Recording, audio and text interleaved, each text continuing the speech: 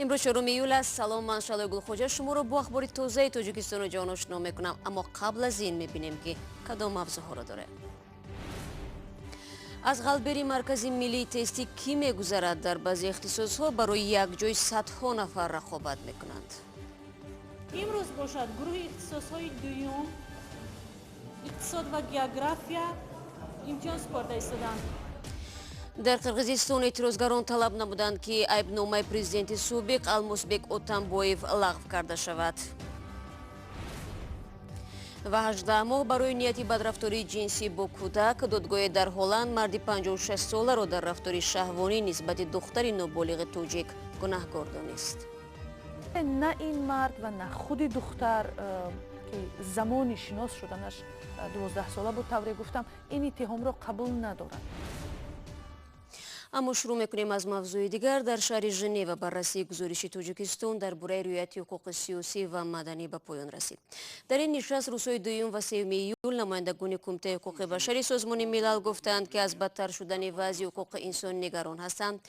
اعضای کمیته از هیئت تاجیکستان با رهبری یوسف رحمان داستان کل خواستند شرح بدهند که چرا در کشور آزادی بیان محدود شده است، مخالفان دولت تهدید و تعقیب میشوند و مردم را پیوسته از دسترسی به منابع خبری محروم میکنند. هیئت تاجیکستان به بسیاری از سوالها در این باره پاسخ داد و گفت که مقامات به حقوق انسان احترام میگذارند و برنامه‌های زیادی برای تامین حقوق سیاسی و مدنی مردم قبول شده است.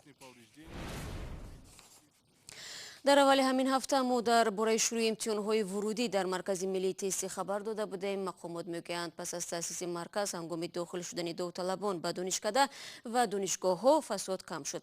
اما در عین زمان حالت‌هایی هم بودند که بعضی افراد با وعده بدون امتحانات مرکز ملی تستی شامل کردن به دانشگاه از داوطلبان مبلغ طلب کردند. جریان امتحان سپاری داوطلبان چگونه صورت میگیرد؟ در گزارش نوبتی تماشا میکنیم.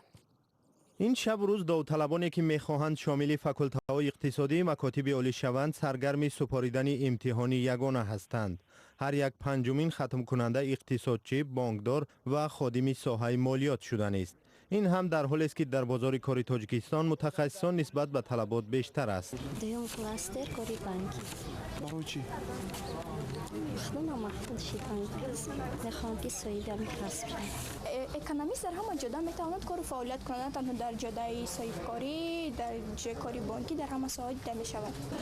در این کسب کار میکنند. در نوع فرخور. در ویله ما هم دکتر است. من خودم انتخاب کردم این کسب. امتحان یکم برای همه است، اما داوطلبان به 5 کلاستر تقسیم کرده شدند. اینها اختصاص‌های تکنیکی، اقتصاد و گئوگرافیا، حقوق شناسی، طبی و ورزش، فیلولوژی و پداگوژی می‌باشند. داوطلبان هر یک بخش در روزهای معین امتحان می‌سپارند. از 3/1 حصه داوطلبان می‌خواهند طبیب شوند، یعنی برای یک جای 72 نفر راست می‌آید. برای آزمودن دانش همه داوطلبان امتحان‌ها 2 روز گذرانیده می‌شوند. دانش ختم کنندگان مکتب‌ها از روی علم‌های دقیق پستر است و بنابراین آنها برای سپاریدن حجت به بخش‌های تکنیکی توکل نمی‌کنند. از یکم تا 7 ایول گروه اختصاص امتحان قسم A که به همان گروه اختصاص‌ها حتمی است امتحان می‌سپارند. از 8 تا 13 تا 12 ایول گروه اختصاص‌های قسم B، یعنی همان اختصاص‌هایی که به هر یک کلاستر تقسیم شده است. برای تأمین شفافیت امتحان‌ها در مکتب‌های کشور که موقتاً چون مرکزهای تستی استفاده می‌شوند، از تدبیرهای علاوه‌ای کار می‌گیرند. نخست حجت‌ها و بعد خود ختم کنندگان تفتیش می‌شوند. هویت داوطلبان را طریق ایزی انگشتانشان می‌سنجند. داوطلب داخل صنفخانه فقط با 2 رучка و شناسنامه یا دعوتنامه خود وارد می شود و در تمام صنفخانه ها شرایط مساعد فراهم آورده شده است. با گفته کارمندان مرکز ملی تستی بعضا شکایت های نیز می شود که والدین میگویند برای سپاریدن امتحان فرزندانشان به افراد نامعلوم مبلغ دادند. اما مسئولان میگویند در اتاق‌هایی که داوطلبان امتحان می‌سپارند کامراهای نظارتی نصب شدند، نتیجه ها مستقیما به پایگاه داده ها فرستاده می‌شوند و تقلب‌کاری امکان ندارد. که داوطلب امروز امتحانش را سپارید، بعد از ساعت 16:00 در کابینت انفرادی آن ورقه جوابهاش از طرف مرکز ملی تستی کارکرد کرده و گذاشته می‌شود. ولی معلومات دقیق درباره قبول طریق SMS به تلفنی داوطلبان روز 25 ایول فرستاده می شود. فکرم همین است که خداوند کشایش کارش تیاده نسپارد. تیاری دیدگی است، دانشش خوب است، نمیدانم. داوطلبانی که از روی اختصاص انتخاب کردهشان بلی ضروری را نمیگیرند به اختصاص هایی که بلشان کفایت میکند انتقال داده می شوند. رو می‌آوریم به موضوع دیگر. امروز در آمریکا روز استقلال از بریتانیا به طور خاص جشن گرفته می شود. پرزیدنت آمریکا دونالد ترامپ تصمیم گرفته است در مرکز واشنگتن در نزد مجسمه ابراهام لینکلن با پیام مراجعت کند. بعضی آمریکایی‌ها از این اقدام غیر معمولی به وجد آمدند. دیگران پرزیدنت کشور را با آن متهم می‌کنند که عید ملی را به بخشی از ترغیب و تشویق انتخابات پرزیدنتی سال 2020 تبدیل می‌دهد. در تجلیل روز استقلال امریکا حضور تانک، ماشین‌های زیر پوش، هواپیماهای جنگی و نشر خطاب‌های رئیس جمهور معمول نیست، ولی پرزیدنت آمریکا دونالد ترامپ مقصد دارد در این روز نظامیان آمریکایی را قدردانی کند. منقدان میگویند رئیس جمهور میخواهد یک عید متحد کننده مردم آمریکا را به معرکه سیاسی تبدیل دهد. دیگران از چنین شکل جشنگیری روز استقلال خوشحالند. با فکرم او پرزیدنت است و وظیفه او صحبت با مردم است. او هم در کنار مجسمه لینکلن همین کار را کردن است. من جانب دارم. پرزیدنت ترامپ بعد شرکت در راهپیمایی نظامی روزی باستیلیا در فرانسه به حیرت آمده گفت که میخواهد در واشنگتن نیز گشت نظامی برگزار کند. هفته گذشته در نشست کشورهای گروه 20 گانه بزرگ در شهر اوساکای ژاپن هم گشت نظامی دایر شد. یاوری رئیس جمهوری روسیه میگوید پوتین ترامپ را به تماشای پرد روزی غلبه دعوت کرده است. ما پرزیدنت ایالات متحده آمریکا را به جشن 75 سالگی غلبه که 9 می سال آینده دایر می شود دعوت کرده ایم و او جواب مثبت داده است. بعضی آمریکایی ها با اشاره به خرج راهپیمایی نظامی که از حساب اندازی مردم برپا می شود از اقدام ترامپ زیاد خوشحال نیستند. مخالفین اجازت گرفتند که به میدان مرکزی واشنگتن لختک عظیم ترامپ را با خود بیارند، چون این لختک در گذشته در لندن به نمایش گذاشته شد. در هر صورت برای اکثر سیاحان واشنگتن و روز استقلال یک نمایش است.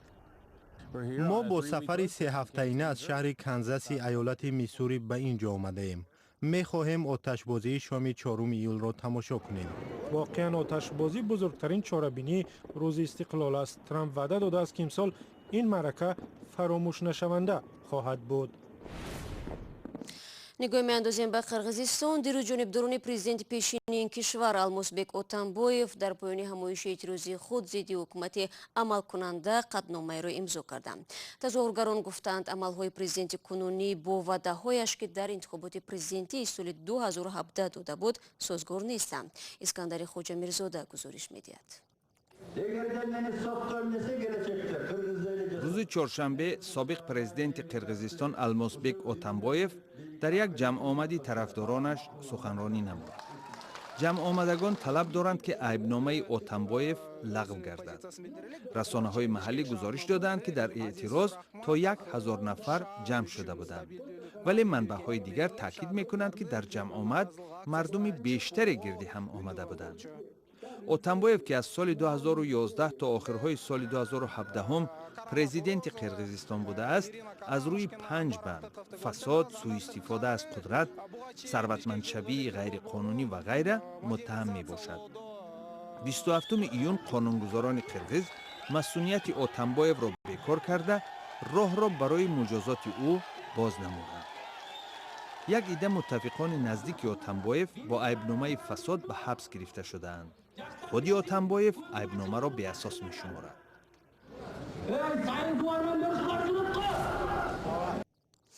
دادگاه در هلند هفته پیش یک شهروند این کشور را برای به گفته دادگاه نیت بادرفتاری جنسی با کودک یعنی یک دختر نابالغ توجیک به 18 ماه حبس محکوم کرد.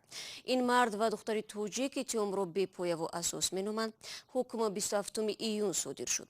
مرافعه دادگاهی اول سال 2015 برگزار گردید و در این دادگاه مردی 56 ساله سابق رهبری یک سازمان خیریه هلندی که به کودکان معیوب توجیک یاری‌ها می‌کرد در تلاش بادرفتاری جنسی جنسی با دختری نابالغ توجیک عیبدار دانسته شد. ولی خود ماجرا از سال 2010 شروع شده است. درباره جزئیات این قضیه خیرامان بقازاده اطلاع بیشتر دارد و من از او نخست اصل ماجرا را پرسیدم. شهلا واقعا همین یک قضیه خیلی سنگین و پیچیده و است و در این 4 سال گذشته در مطبوعات هلندی هم خیلی زیاد بازتاب یافته است. هفته گذشته در هلند یک دادگاه تجدید نظر گفت که خلاصه های دادگاه سال 2015 درست است. یعنی دادگاه میگوید که یک مردی آن زمان تخمینا 50 ساله و مؤسس یک سازمان خیریه هلندی در تاجیکستان با کودکان یتیم کار میکرد. این مرد با دختر 12 ساله رابطه های نزدیک دوستانه برپا میکند که از نظر شاهدان کارمندان هلندی سازمانی با نام سویتاساف غیر اخلاقی بوده است. کارمندان رئیس سازمان را در آن گمانبر میکنند که با دختر نابالغ آگاهانه یعنی دانسته مناسبت های غیر اخلاقی برپا کرده بود. ولی آنچه که در دادگاه ثابت شده است و در صادر شدن حکم هم نقش بازید این است که در فاصله 3 سال یعنی از سال 2010 تا 2013 میان این مرد و دختر نابالغ که تفاوت سن سالیشان 35 سال بوده است مکاتبه و صحبت‌های تلفنی عاشقانه و خیلی فحش صورت گرفته بود. دادگاه مضمون این صحبت‌ها را همچون تلاش یا نیت بادرفتاری جنسی نسبت کودک ارزیابی می‌کند. خیرامان تا کجا درباره این قضیه ساختارهای حکومتی تاجیکستان هم آگاه بودند و یا شاید تحقیقی در این زمینه انجام شده است؟ بله این سوال خیلی درست است. خودی دختر که تمام ماجرا را طوری گفتم یک تهمت مینامد در صحبت با ما گفت از بس که او از دوستی با این مرد تنها نیکی دیده است هیچگاه به کسی دربارش چیزی بدی نگفته است و شکایت هم نکرده است.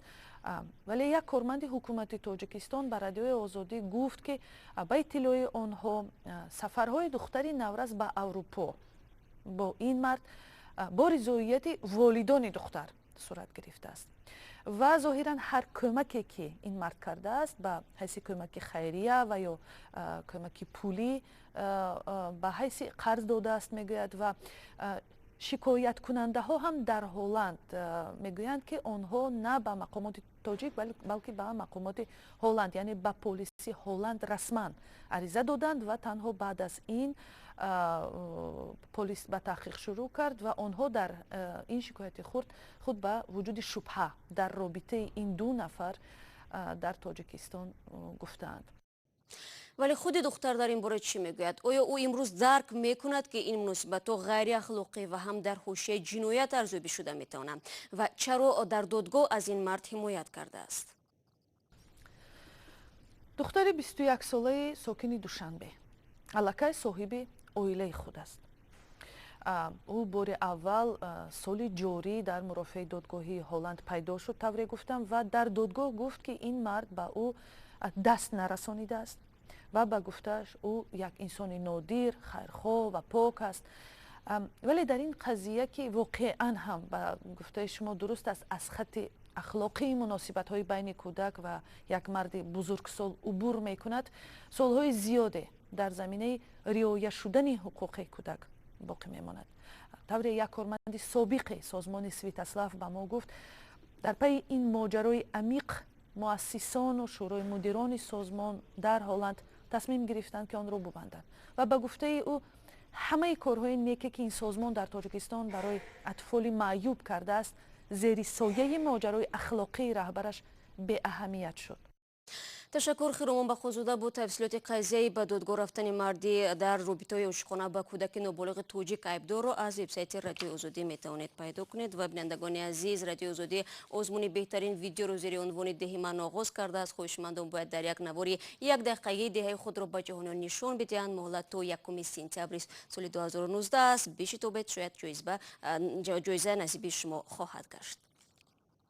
برنامه امروز رو در همین جا به انجام میرسانیم. گزارش‌های بیشتر رو در کانال ما در یوتیوب با نام آزادی ویدیو تماشا کنید. تفصیلات خبرهای روز در سامانه رادیوی آزادی زیر نشانی www.azadi.org دسترس است. اگر خواستید میتوانید از صفحه رادیو آزادی در شبکه‌های اجتماعی دیدن کنید. فردا نوید بامدادی داریم. تا فردا خدا نگهدار.